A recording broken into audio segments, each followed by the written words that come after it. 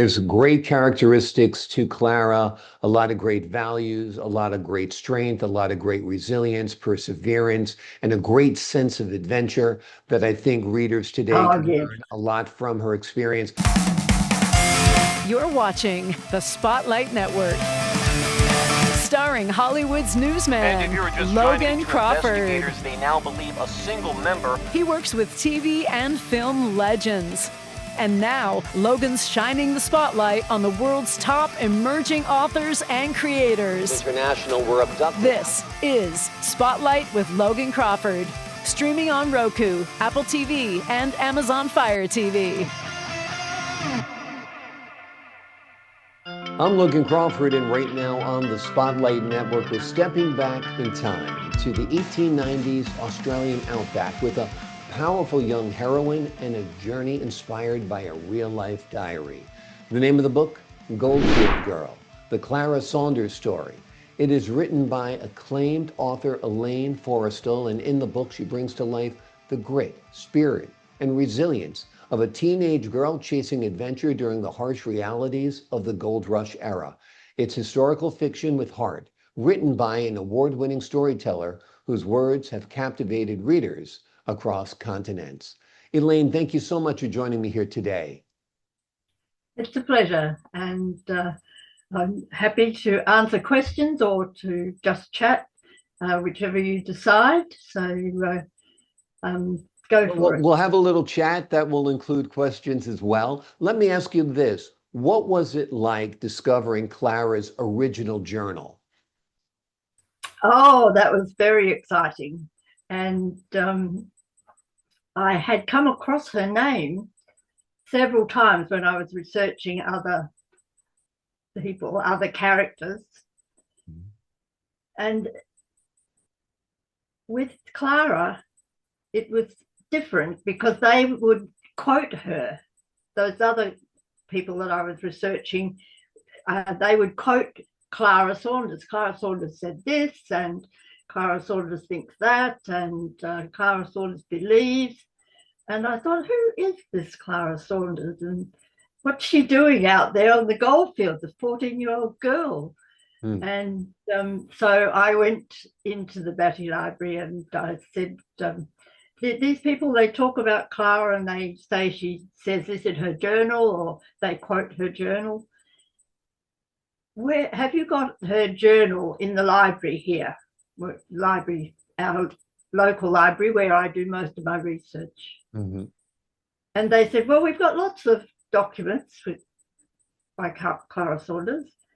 And I'd already done my own research when I first discovered her and found that what they had on their list was not what I was looking for. There must be a journal. If people are quoting what she says, how do they know what she said at this point in time? So I pestered them in the library, and they said, well, this is all we've got. And I thought, I don't believe that. So one time when I was in the reading room and looking still for Clara's journal, I said to the woman behind the desk, can I have a look at your screen? Oh, no, that's not done. And the next time I went in, I just went around there. I didn't ask. And when I went around, I ran my eyes down the list, and all those other things, excuse me, letters and things, bills and things, all those other things were on top of the list. And right at the bottom was a 78-page document. And when I saw that, I said, right, this is it. I know this is it. It has to be. Wow. Because it's the right size, and it's about the Goldfields, and it's about the time, the date is right, and everything is right. So amazing. I started jumping up and down and getting really wound up. And I said to them, can you bring me the original? And they said, oh no, the original is just a whole lot of exercise books in her handwriting. I said, her handwriting? That's exactly what I need. Wow. So I extracted it from them with lots of noise that they weren't very happy about me making in the library, but I just couldn't contain myself in the end. So that's how I found her. And once I had found her, then that opened it up completely, opened up the scene. So, excuse me. Yeah. Amazing, amazing that you found this journal and it had such wonderful material in it and gave you such great insight into her life and what the life was like for other girls in that era. What were the dangers that young women faced during the work in the Australian goldfields? Well, it was that whole area there in Western Australia, the desert area. It is dangerous.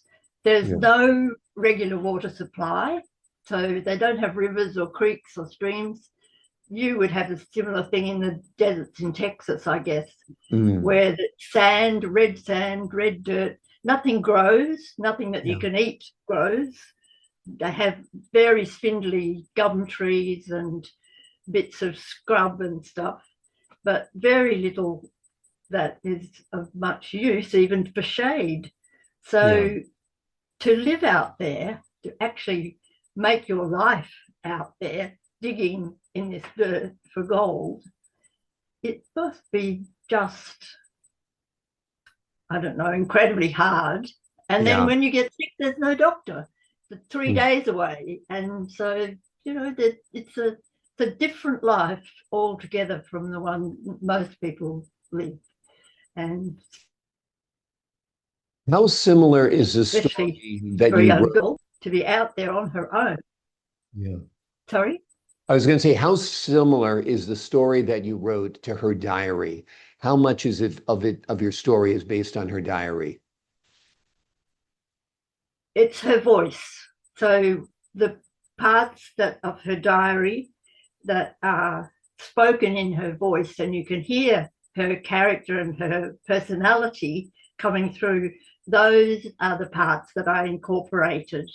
I use my own words, of course, but once I had her voice, I became very interested and intrigued by her.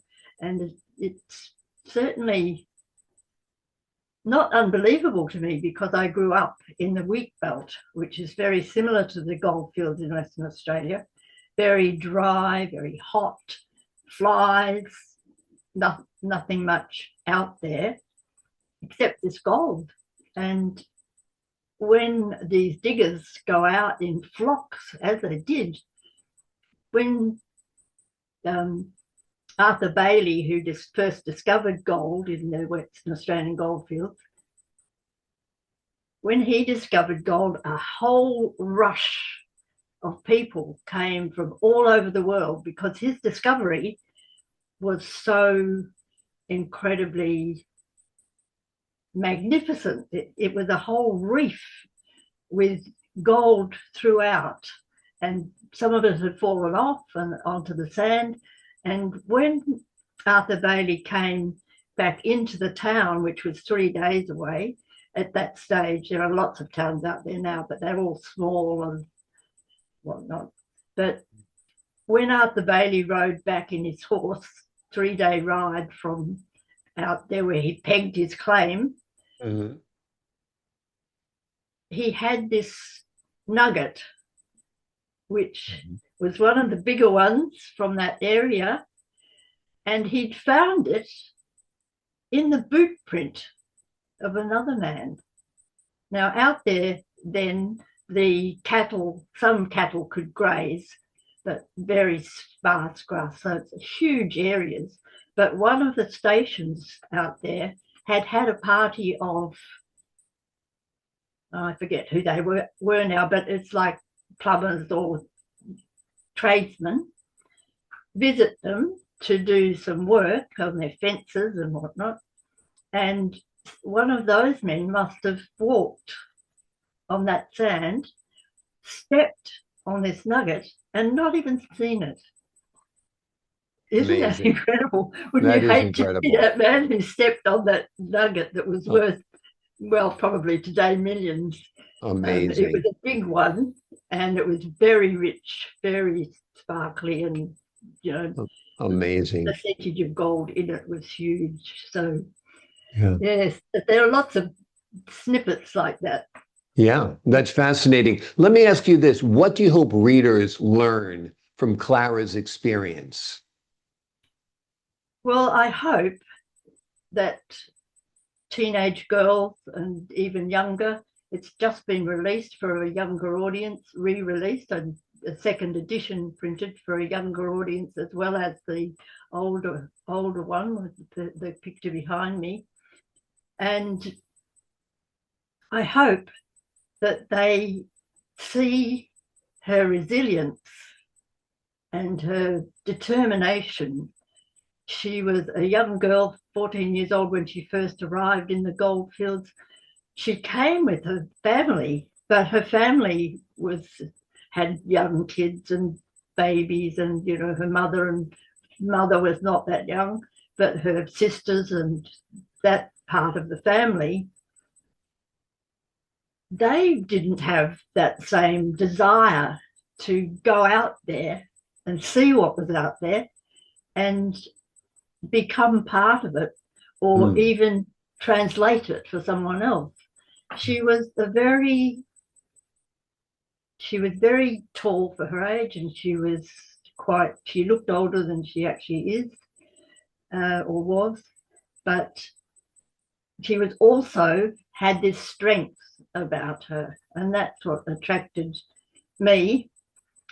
But as well as the strength, she had a patience, a determination, and a courage. That's the other thing that I hope that people take from her, that she was brave enough to go out there. And once she got out there, she also was strong and brave enough to help other people. So I admired her for that. Even when she was only 14, she had these characteristics. Yeah, there's great characteristics to Clara, a lot of great values, a lot of great strength, a lot of great resilience, perseverance, and a great sense of adventure that I think readers today can Yes. learn a lot from her experience. I also feel that this book would be a terrific movie. I think it would bring us back to a different time, an era that a lot of people don't know very much about. Certainly here in the That's right. States, we don't know about the Goldfields in Australia very much. So I think you've got a beautiful book here that has lots of potential for both readers and for Hollywood. So Hollywood, if you're listening, here's a book that's ready to go. The name of the book we've been talking about today is called Goldfields Girl, the Clara Saunders story. It is an unforgettable journey into adventure, courage, and resilience inspired by true events. Elaine, thank you so much for joining me here today. It's been a pleasure. Thank you, Logan. It's been such a pleasure speaking with you as well. I wish you great success with this book, and I appreciate your time, your insight, and your wisdom today. To the folks at home, I'm Logan Crawford, thanking you for your time this time until next time on Spotlight.